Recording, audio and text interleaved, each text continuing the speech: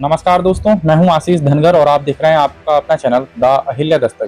साथियों, आज हम एक बहुत ही बेहतरीन और कुशल किसान के साथ में बैठे हैं जिनका नाम है सरदार रजविंदर सिंह जी, जिनसे हम खेती के बारे में जानने का प्रयास करेंगे। क्योंकि साथियों, अक्सर देखा गया है कहीं ना कहीं खेती का दौर अब धीरे धीरे कम होता चला जा रहा है, क्योंकि हमारा देश जबकि कृषि प्रधान देश के लिए जाना जाता रहा है, लेकिन उसके बावजूद भी कहीं ना कहीं किसानों की तादाद में कहीं ना कहीं कमी आ रही है और कहीं ना कहीं लोग बड़ी ही हानि से जूझ रहे हैं।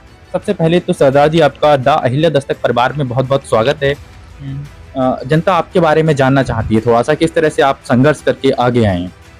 देखो आशीष धनकर जी, आपका बहुत बहुत स्वागत। आप यहाँ पे आए हैं और खेती बाड़ी के बारे में पूछ रहे हैं, क्योंकि खेती बाड़ी का आजकल का जो समय है कि हर किसान जो है कि अपना जो पहले वाले समय को लेके चलते थे कि हम खेती बाड़ी में ये केमिकल डाल दें, ऐसे करके डाल दें, तो उसको अजर्रा जैसे आजकल जैसे डॉक्टर के पास मेडिसिन लेने अपने लोग जाते हैं, वो पूरा बच्चों की जो डोज होती है उस हिसाब से वो टैबलेट वगैरह देता है।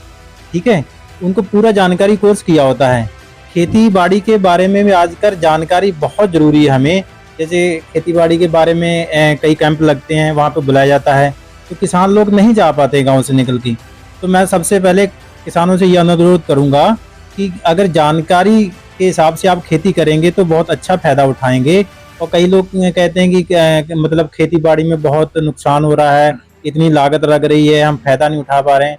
हम उस हिसाब से चल रहे हैं, जो खेत को जमीनी स्तर से बना के हम चल रहे हैं कि जो जमीन को हमें तत्व चाहिए वो पूरे करके हम चल रहे हैं और अच्छा खासा फायदा मिल रहा है, कहीं कोई नुकसान नहीं है।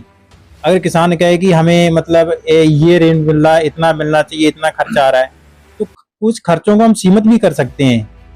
कई बीमारियां ऐसी होती हैं खेत में कि जो हमें दवाई खेत के लिए चाहिए वो हम दे नहीं पाते हैं, उसको एडवांस में डाल डाल के उसको मान लो अब इस टाइम जो फसल है अपने धान की खेती है, धान की ज़्यादा पैदावार अपने क्षेत्र में अधिकतर है। गन्ना भी है कुछ किसानों के पास, धान का पूरा क्षेत्र है क्योंकि ये पास में खटेली गांव है, तो वो नहरी क्षेत्र होने की वजह से वहाँ पे धान बहुत होता है। तो कुछ किसानों को जानकारी जैसे ऐसा होना ना, खेती करने का तरीका जैसे सिस्टम शुरू से अपने मतलब तैयार किया जाता है। केमिकल का स्तर ज़्यादा इस ज़माने में बढ़ गया है। केमिकल मतलब ये लोग कह रहे हैं अब इस टाइम पे इतनी बीमारियां फैल रही, मान लो लीवर से लेके गुर्दों का जो सिस्टम ये डैमेज हो रहा है। तो इसको हम अगर बहुत ध्यान से देखेंगे, पहले जो खेती बाड़ी होती थी केमिकल नहीं होते थे, अपने जैविक खेती के हिसाब से मान लो गोबर की खाद डाल दी, ढैंचा कर लिया उसमें, वो ऐसे करके खेतों को अपना नवीकरण करके उसमें खेती करते थे, अच्छी पैदावार लेते थे, उसमें कोई केमिकल ज़्यादा यूज नहीं होता था। उस टाइम पे एक भी स्प्रे मेरे हिसाब से नहीं होती थी शुरू में, जब उस टाइम पे धान की खेती हुआ, गेहूँ हुआ, नहीं होती थी। घास की स्प्रे हो जाती थी गेहूँ में, हालांकि धान में कोई स्प्रे नहीं होती थी। आजकल का ज़माना ये है कि जैसे हम अधिक पैदावार देखा दुनिया में, ये सोचते हैं कि ये पड़ोसी का धान ऐसा है तो हम इससे भी ज़्यादा करना है, ज़्यादा बढ़ाना है।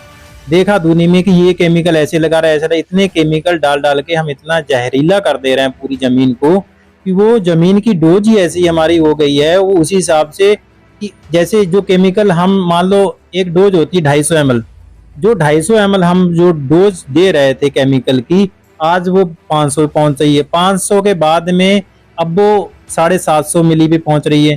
तो डोज जितनी हम बढ़ाते जा रहे हैं कि ज़्यादा पैदावार लेने के लालच में, उसमें ये होता है कि जैसे धान में वही जो जितना भी केमिकल हम डालेंगे वही जो जहर जाता है, वो चावल जैसे हमारे लोग चावल खरीदते हैं खाते हैं, तो उसमें ये है कि वो इफेक्ट जाता है शरीर को, बॉडीज पे पड़ता है, लीवर को डैमेज होना, गुर्दों को डैमेज होना, ये चीज़ें सब होती हैं।